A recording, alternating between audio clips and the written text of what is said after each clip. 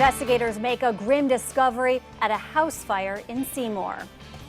Good afternoon. I'm Allie Reed in for Keith Coons. We begin with developing news in Seymour, where a fire marshal says remains have been found inside of a house that caught fire. The fire started around 1:30 this morning. It happened on Davis Road.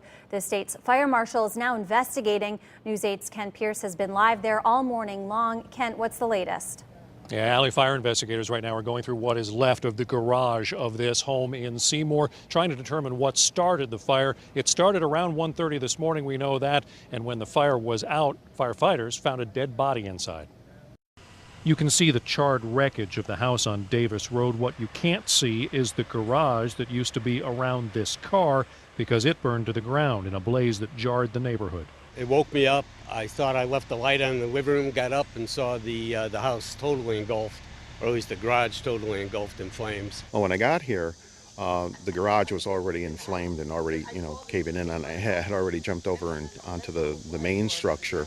He then took these pictures as the fire was raging and sent them in to report it. Once the flames were out, firefighters made an awful discovery.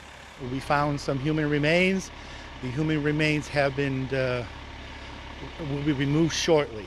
We do not have a identification at this time. No identification yet, but neighbors fear the worst for the woman who lived in this house alone. She was a great neighbor if I was in trouble, and the last time I saw her was a week ago in CVS.